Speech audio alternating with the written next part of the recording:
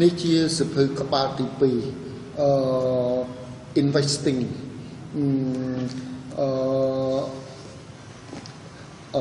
guide to investing ជាសភៅក្បាលទី2យើងនឹងអានទៅដល់ក្បាលទី16នេះជាក្បាលបន្ត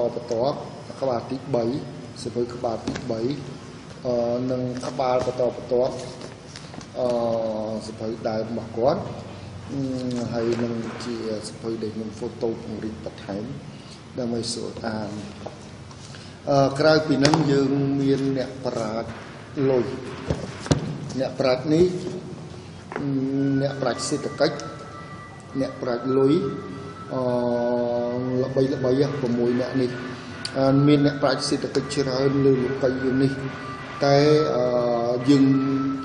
ងអត់យកក្តឹបអ្នកប្រាជ្ញយកមកយកកពូលអ្នកប្រាជ្ញមកនេះ Adam Smith មនុស្សអ្នកសេដ្ឋកិច្ចទូទៅតែងតែលើឈ្មោះ Adam Smith នេះសភៅដើមរបស់គាត់ The Well of the Nation ប៉ុន្តែខ្ញុំពង្រីកទេដើម្បីឲ្យស្រួលអានសភៅគាត់ក្រាស់ហើយធ្វើជាចម្ពោះសភៅដូចជាកាលម៉ាក់យើងដែលលឺកាលម៉ាក់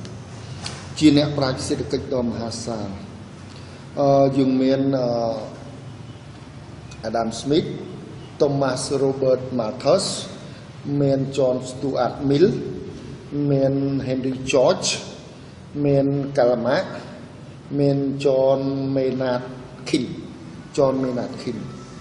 សភៅនេះមែនទែនខ្ញុំមាន17ឆ្នាំហើយតែខ្ញុំអត់ដែលអានទេដោយសារតែខ្ញុំជួបអានតែអ្នកប្រាជ្ញច្បាប់និងអ្នកប្រាជ្ញវិទ្យាសាស្ត្រនយោបាយដូចជា Thomas Hobbes John Locke សង្សារ៉ូសូAristotle Socrates Nicolas Maxwell ខ្ញុំជួបអានសភៅអ្នកប្រាជ្ញនោះខ្លាំងសភៅអ្នកប្រាជ្ញច្បាប់និងវិទ្យាសាស្ត្រនយោបាយប៉ុន្តែដល់ពេលត្រូវទទួលរងទុក្ខខ្លោចសារពីលុយធ្វើបាបខ្លាំងត្រូវមួយប្រនូងដោយសារតែលុយបានខ្ញុំចាប់ផ្ដើមអានអំពីអ្នកប្រាជ្ញលុយ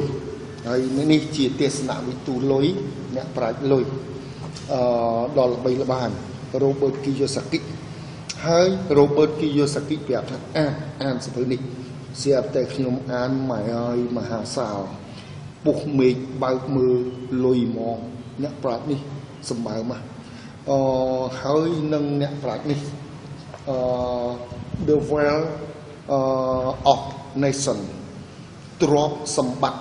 ប្រជាជាតិរបស់ Adam Smith សភៅនេះសម្បើម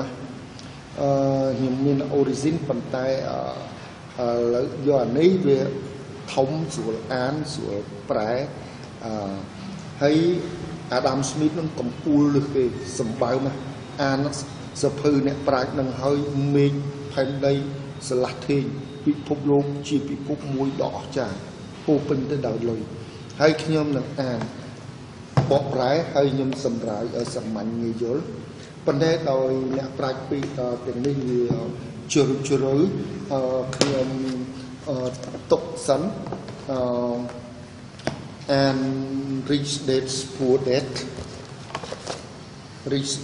Dad ចាប់មកក្បាលនេះយើងអានអ្នកប្រាជ្ញនេះស្រួលយល់អ្នកប្រាជ្ញនេះចាប់បាច់ជ្រៅតែម្ដងអ្នកប្រាជ្ញអស់នេះចាប់បាច់ជ្រៅតែម្ដងនិង Adam Smith ចាប់បាច់ជ្រៅមហាសាលចុងបាក់អញ្ចឹងខ្ញុំអានRobert Kiyosaki ខ្លីឲ្យចប់មកក្បាលនេះហើយដាក់សភៅនេះទៅយល់ហើយយើងជក់ហើយយើងតាមហ្មងអញ្ចឹងហើយលើក្បាលទី1ចេញ Rich Dad Poor Dad សុំនេះ